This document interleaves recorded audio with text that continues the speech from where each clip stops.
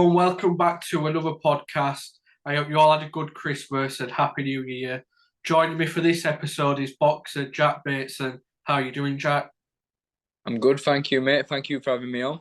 No worries, thanks for coming on. It's nice to meet you. Nice to meet you too. So you've got a fight on the 2nd of March. How much can you tell us about that? Yes, so I've just had it confirmed. The date, 2nd of March, at home in Leeds again at Ellen Road. Always great to be back there. Haven't got an opponent confirmed yet. I've had a few names thrown about, but I'm hoping for some confirmation soon. Hopefully, I'll hear something this week. But yeah, I'm really looking forward to getting back in there and hopefully the start of a busy year. What are your goals for this year then? Um, this next fight is going to be an 8 rounder, so all being well, come through that comfortably and win that, and hopefully I'm going to be back in the titles ASAP. So ideally, before summer or early summer, I would like to have another title around my waist and start pushing on to bigger and better things. And like I say, I'm hoping for a busy year, so I want to be ending the year with a title or two for sure. Yeah, yeah. What is a typical day like for you now then with a fight coming up? Yeah, so I wake up early, set about 7 a.m. Whether it's training or eating right, before training. I'll train twice a day. Usually I'm in the boxing gym on a night and got some sort of cardio or S&C in the morning. Um, and in between it's pretty boring, mate. It's just prepping for the next session, either eating, resting. So it's just eat, sleep, train, repeat every day, every single day. So, um, but I won't have it any other way. And on the night when I'm walking to the ring, that's what makes me feel very confident. Yeah, exactly. Did you get into boxing when you were 9 years old? Yes, I got into boxing when I was 9. My dad was always massively into boxing, and he got me into it from a young age. I was even in the gym from probably as a baby. You know what I mean? So it's been life. Have you had to make a lot of sacrifices to make it as a pro? Yeah, for sure. I mean, throughout just life in general, going to school, there was a lot of stuff that I couldn't do and still can't do, that other people do. But the sacrifices do pay reward, and um, hopefully, I'm still yet to reap the full reward of it all. You mentioned your dad there. He's a massive part of your life and your boxing career. Is it important having somebody like training and managing you that knows you probably better than anybody else?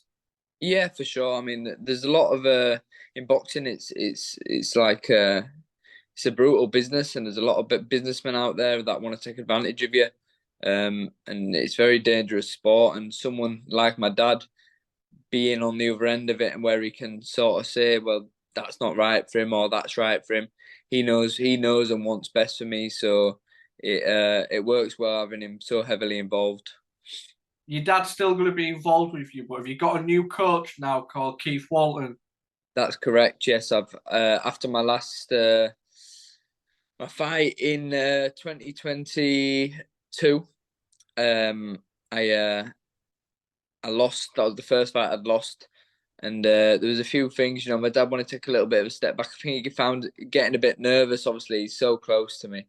When he gets to these big level fights, I think you know, um, imaginably, like you can see him probably getting a little bit.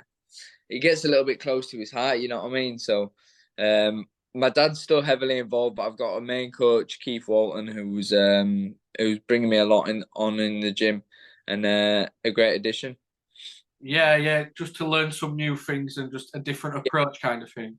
Yeah, definitely, and I think it's probably more having someone in the corner that's not blood. The way my dad feels about me, his son, is probably different to how Keith can see it as a coach perspective. And I think together it'll work really well, and it worked really well in my last fight, and I'm hoping for much more success this year.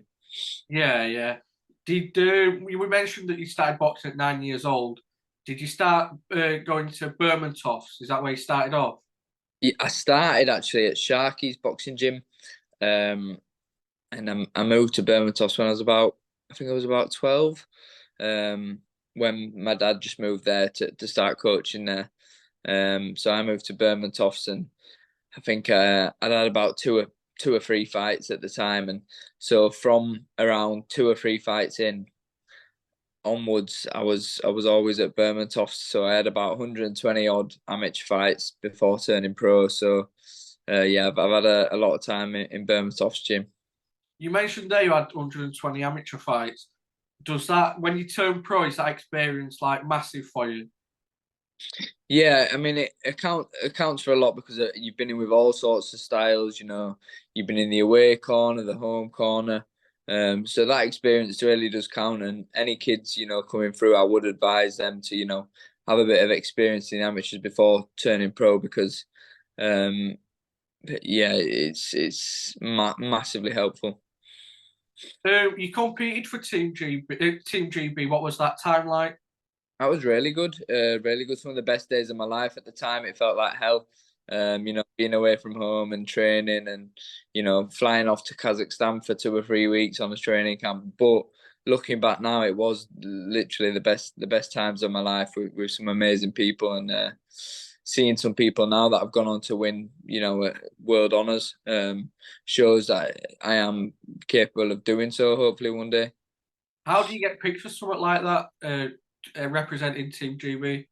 Yeah, so you win your national title. So you go in every year. Everyone in the local gyms will enter into a national tournament, the ABAs it's called, or the Golden Gloves if you're a schoolboy or whatever. And if you win the national title, you then get picked for like a selection process. I think there was 30 of us that got picked for a selection process where you go down to Team GB headquarters. You spar each other, you run, you do your strength and conditioning over 3 days. You go home, you get a letter to go back again, and that 30 people or whatever might narrow down to 15. Then you do the exact same process, and then after that, they picked three of us from that 30 or whatever where we got on the squad. So it's a tough process, but I suppose then they can sort of see, are these the right guys for us, because we go down there, we train, we get weighed, they see if you're professional or not, you know what I mean? Yeah, yeah. Who were there when you was doing it then? So Which we other boxers?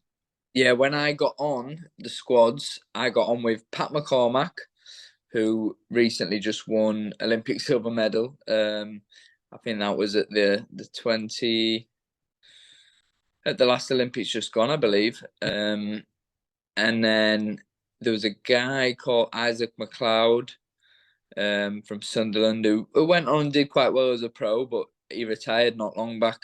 Um, but yeah, no, over the years, when I was on the squad at GB, I lived with the likes of, I was in a house with Fraser Clark, Joe Cordina, and Kez Ashfaq, who's also from Leeds. Is Kez, so we used to go up there together, and Galal Yafai. So met some amazing people and had some good times. Yeah, yeah. It sounds good, but when you didn't make it to the Olympics, that were a tough time for you. Only you fell out of love with boxing a bit. Yeah, for sure. I mean, I had to have a few months off. You just completely just forget about boxing and just live a normal life because that had been all I'd thought about from a young kid. So it was devastating at the time, but quickly got over it. What made you get back into it? Just you had to do Uh, it. yeah, I missed it. I missed it. You know what I mean? And then even though that goal had ended, then you start thinking about pro, and then you've got new goals to become a world or British champion in the pros and pro game. And when one door closes, another door opens, as they say. So that was what made me want to get back in and sort of fuel to the fire. Prove them wrong. People that didn't select me for the Olympics. Yeah, it kind of gave you more motivation. Yeah. Can you remember the time you decided you were ready to turn pro? Um. Yeah, I think it was then. I mean, I probably could have turned pro a little bit beforehand. Um, but yeah, always holding on to the Olympic hope. And then with me turning pro about a year after the Olympics, I'd had time to sort of adjust and um, then I knew it was time. You know what I mean? It was like now or never, really. Can you remember your first pro fight? My first one was actually against a guy called Zolt Sarkozy or something like that. He was from, I think he was from Hungary or something like that. And I stopped him. I stopped him in the first round. So yeah, no, I remember it really well. Probably one of the best memories of my lifetime, for sure. What's it like when you're walking out to the ring? Is it nerves or is it in the zone kind of thing?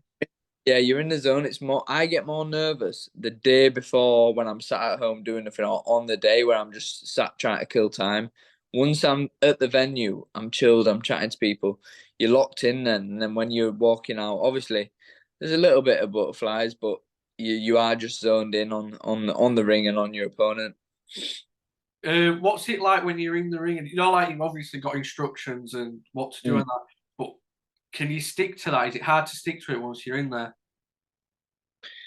Yeah, you've usually got a rough idea of what you need to do before you go in there, but if you do need to change, um, you got to listen to your coach, obviously in the corner in the minute, and it can be quite hard to change your tactics and your style, but it's that's something that comes with experience because I think your first few fights in the amateurs or pro, it's just a blur. You don't remember anything, whereas with the experience and just making it a bit more of a normal, everyday thing, it's you can take it in and adjust in between rounds. I saw on your Instagram a photo when you were younger. There was you, Josh Warrington, like you were only little. Have you known him all like for a while? Like, Yes, I've known Josh since I think before I even had my first amateur fight, so maybe like 9, 10. When my brother Tom was fighting, because him and Tom used to be the same weight. They used to spar each other. They even boxed each other at one point.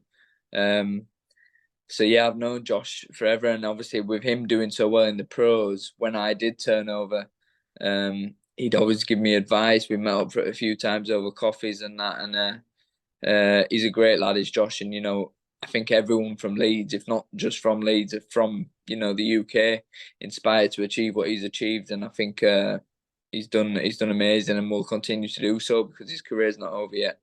well, mentioning Josh Warrington, he's got a big following in Leeds, and you've Yeah, built up a fan base from Leeds. Would you say like Leeds is the most loyal city for a boxer, like the one, fans? yeah, for sure. One thing I did notice when I turned pro, they come out for you. Um, And I always say in every interview, I'm blessed to be from a city like Leeds where people come out and support you because in some cities they don't care. They might follow you on social media or whatever, but they don't come out and pay good money to come and watch you. And it makes a difference on the night when you've got a good crowd behind you. It revs you up. So, yeah, I'm massively thankful to everyone in Leeds. Yeah. You're obviously a talented boxer, but do you think because you're down to earth, it kind of makes them feel more loyal to you, if that makes sense? Um, yeah, hopefully. I mean, I like to obviously hear that, and I hope they think that. I mean, when they buy tickets from me, I won't just send them out, or whatever. I'll happily go and meet them and spend time with them because if they're spending their hard-earned money and they're spending their time on me to come and support me, then the least I can do is go and see them. And obviously, any support I get means so much. And like I said, I'm grateful for it, and hopefully, uh, what you just said then like does rub off a little bit, and people like me as as a fighter and as a person. Well, you won your first pro title. I won the English title against Ramez. Was what was that night like? I was amazing. Obviously, English title, a very historic sort of title, with a lot of meaning behind it. And to win the English title, my first title, was brilliant. I think that was actually Josh Warrington's first title as well, the English title. Um, so yeah, it was really good. And again, at home at Ellen Road, Leeds, it was special. Um, so that was a really good night. I saw on your Instagram a few days before you won that title, you wrote a note saying like you was going to become the champion and that. Do you do that a lot, like to motivate yourself? 100%. One thing I've always believed in is, if you do believe, something is going to happen and you speak it into existence, it usually does. Yeah, not all the time. Some things are out of your control, but if you believe something can happen, it's got more chance of happening. And every time before I set off to the venue, I'll write something down and believe it into existence. Yeah, a lot of people do that, don't they? Write it down and they visualize it in it. Yeah, yeah, I think it's a manifestation and all that. It's a massive part of life, and in life, you have goals and you set out to achieve them. You've got much more chance of achieving them rather than just telling yourself, "No, I'm not going to achieve that." Set goals and aim high, and worst you can do is miss. You know what I mean? Yeah, exactly. Yeah. What was it like winning the WBA Intercontinental title? That was really good because from there I became world ranked. So that was really, really good. But I want to be back winning these sorts of titles because obviously I lost that title, but I'm confident by the end of the year I'll be back world ranked and with another world organization title around my waist. Yeah, hopefully you will be. Yeah. That fight that you lost it was a tough fight. Like, uh, was you expecting to take it so soon, or was you gonna wait? Um, I, I mean, I'll fight anyone that my team put in front of me, but I think at the time there was a bit of questioning, whether it was the right time or not the right time. But I was happy to. I'd fight anyone tomorrow, you know what I mean. But it was on my team, and they were happy with me to go in for it, and we were both at a similar level. He came out on top. He got the game plan right. I got it wrong, and it's one of those things, when you've got two really good fighters in the ring, it's who gets it right usually, and he got it right. Yeah. Is it hard? Was it harder for you to win the fight for the title or defend the title? Did you feel more pressure? Um, I think a bit of both, really. Obviously, there's a bit of pressure on me to win the title because I was at home in Leeds and someone was coming over from Argentina, so there was pressure, the home pressure.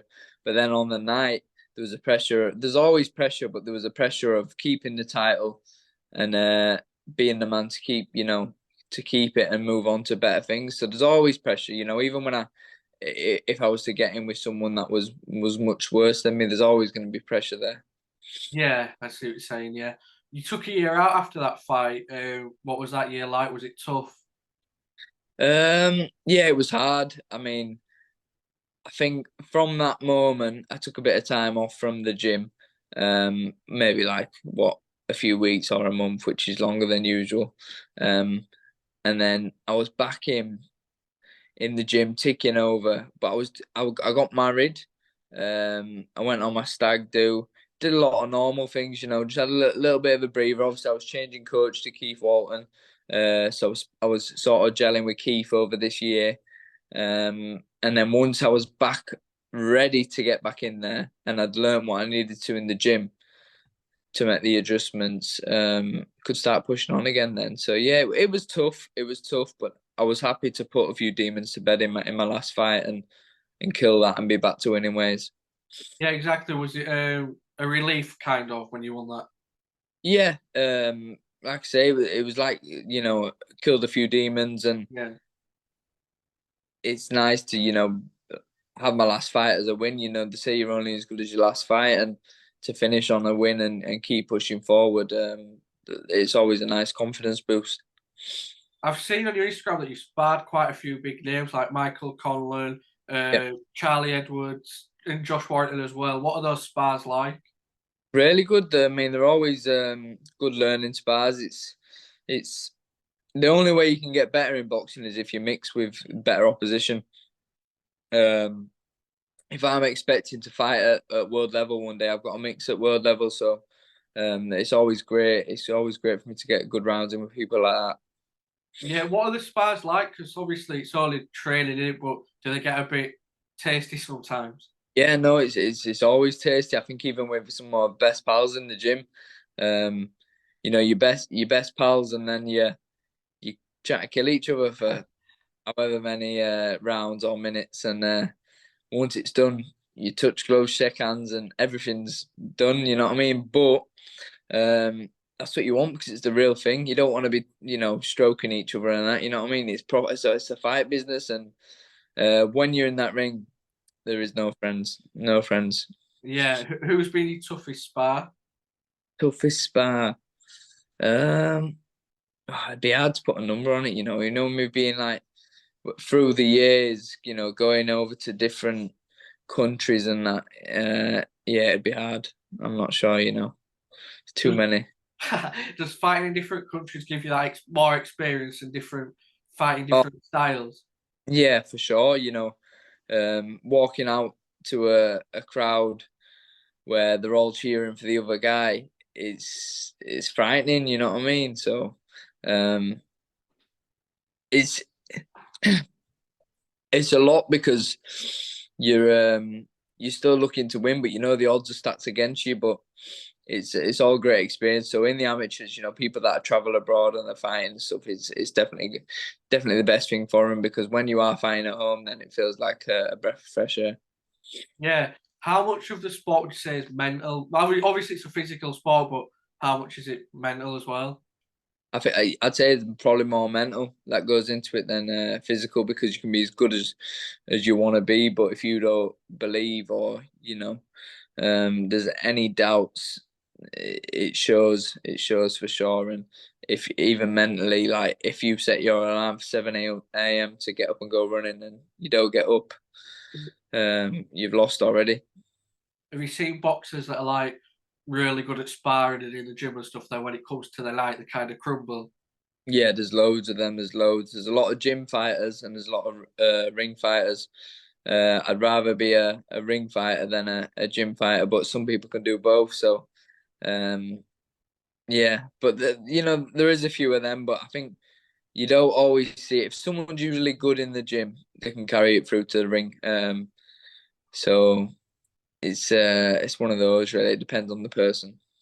I've always wondered with boxing, like, when some fighters do trash talk and try and get in their opponent's head, how much does that affect you or the opponent?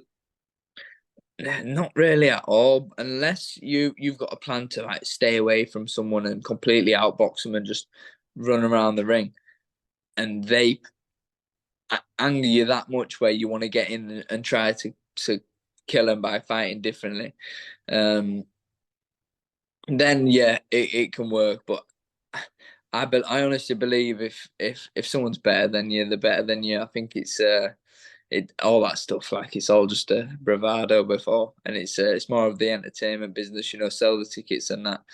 People don't always mean what they say. They do it, and then after the fight, they shake hands. You know what I mean? Well, I was going to say, like, a lot of fighters do it, but is it more of an act? Like, they're not like that when the cameras are off? I think some people are. Yeah, I think most are like that, but there is some genuinely nasty people about in there. Yeah, yeah. Well, you're on about your fight when you lost the title and you Mm. took on a hard fight, and I think a lot of fans will appreciate that because some fans feel like in boxing, some fighters are taking easy fights and like avoiding the tough fights. So, do you feel that as well? Yeah, no, I think for sure. I mean, me and Shabazz who fought each other with undefeated records, early in our career, for probably when we could have waited a year or two when we had, world honours or even British honours. Um, we could have probably earned a lot more money, done it on a bigger stage, and we didn't. We took it early, and um, these days people don't do that.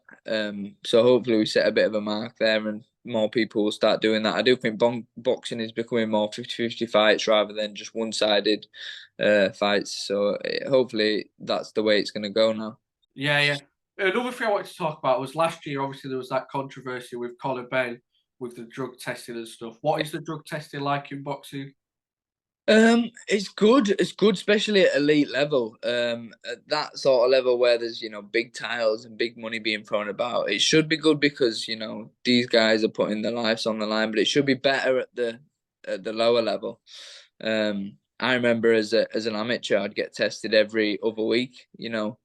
Um, they'd take your bloods, you do a urine test, and there'd be surprise tests, so you wouldn't know they were coming.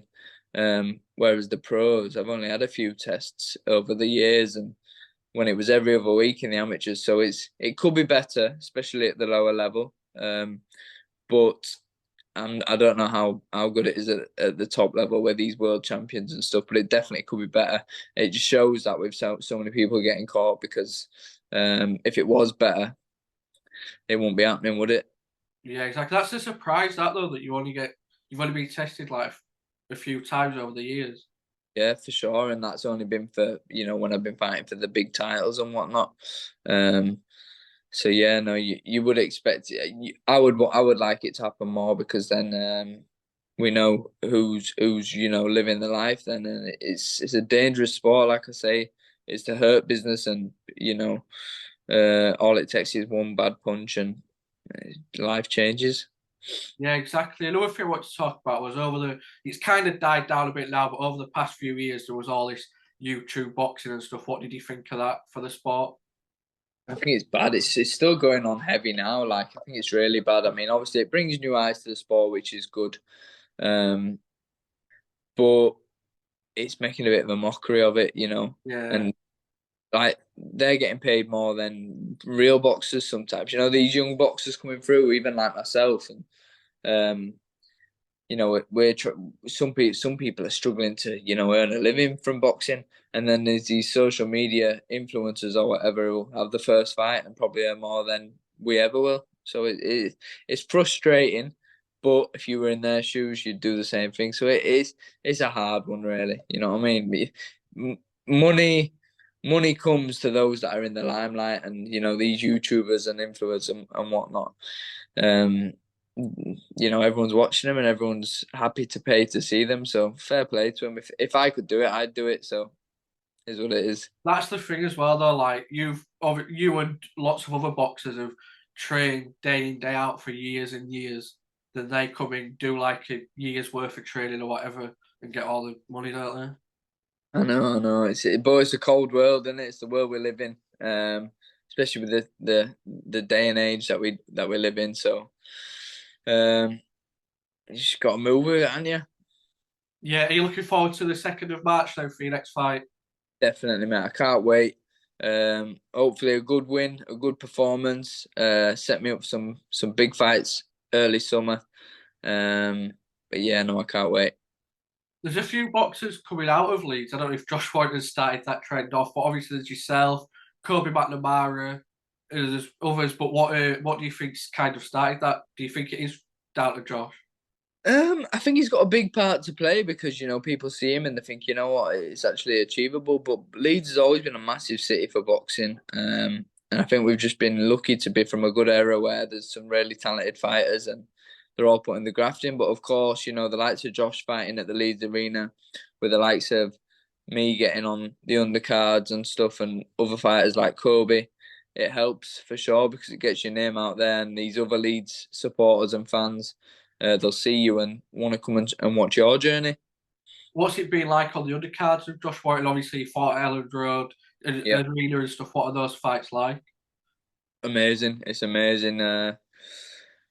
My dream was always to fight at these sorts of Ellen Road, Headingley Stadium, First Direct Arena. I just never thought I'd do it so early in my career, but I want a headline there one day, and it's nice to be the undercard and this and that. But one day I do want a headline there, and I'm sure it'll happen. Yeah, well, thank you for coming on to the podcast. It was nice to meet you, and it's been a great chat. But is there anything you want to promote, or your social media name, anything like that? Yeah, my social media name is Jack Bateson 94.